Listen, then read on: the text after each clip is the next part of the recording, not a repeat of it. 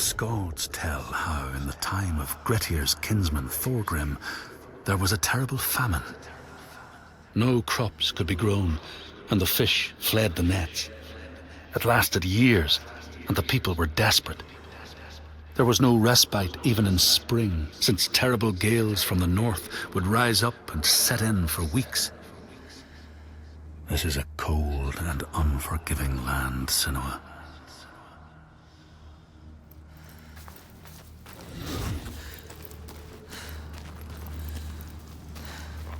They know things. They can see things. They can hear things. They are the ones that pulled us here. They are the feeling that brought us here. They will save everyone from death.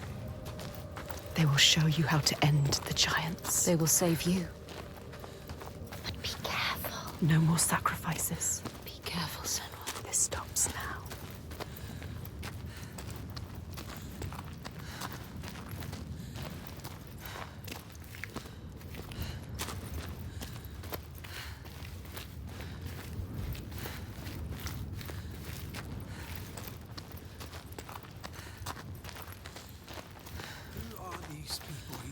Him?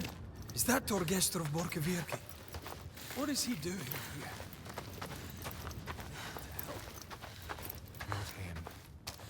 He won't help us. I don't like this. What about the others? I don't know.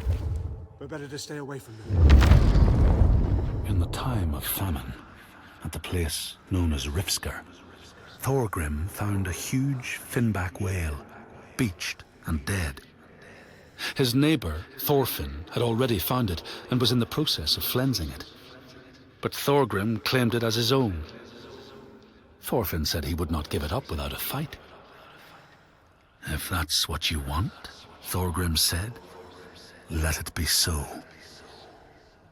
And he launched a blow at Thorfinn, cutting off his head in one strike.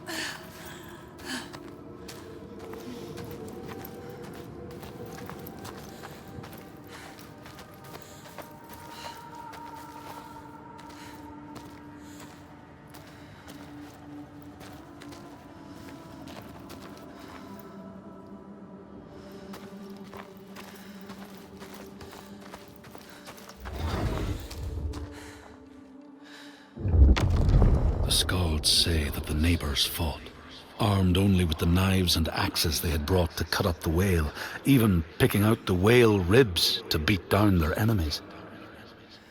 Thorgrim's men had loaded their boats with whale meat, but as they went to leave, one of their opponents struck Thorgrim's brother a fatal blow. And this is how hunger fates desperate men to come to blows, striking out against one another to survive.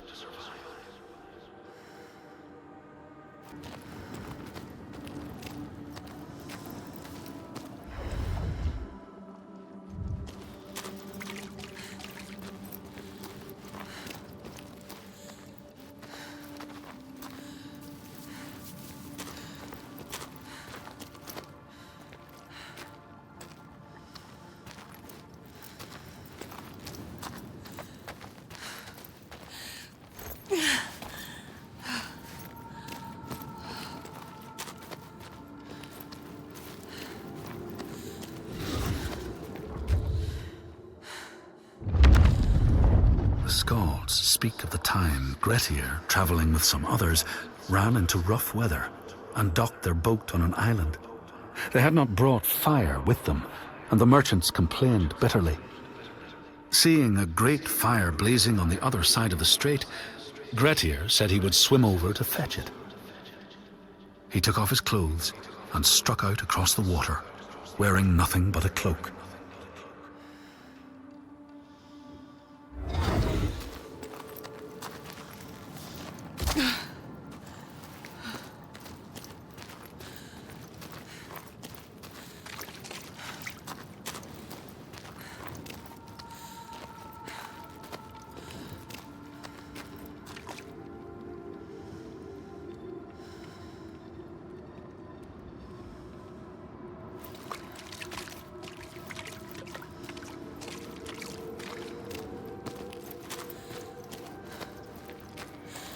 Yes, she can still hear them. She can. We can follow them. You have to follow them now.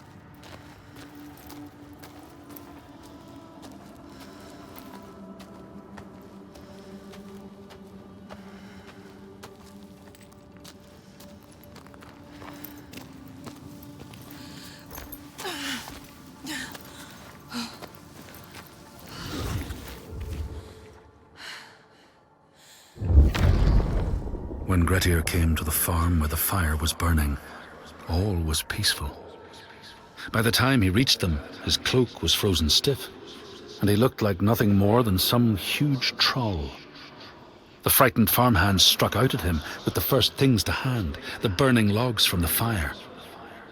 Grettir fought them off and got the fire he sought. But the sparks from the logs spread fire all over the house, and nobody survived the blaze.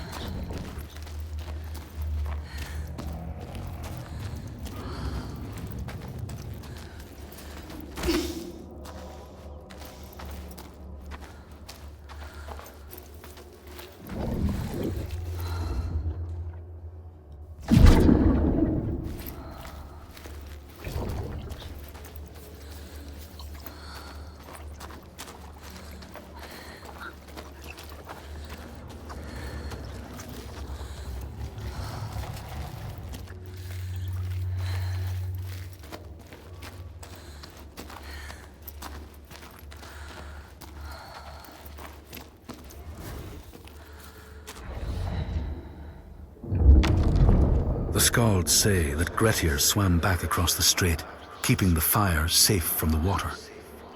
His friends applauded Grettir's bravery, but when word spread about the massacre at the farm, people took against Grettir. Nobody wanted anything to do with him, and when the news reached the Althing in the summer, Grettir was pronounced an outlaw. All doors would hence be shut to him.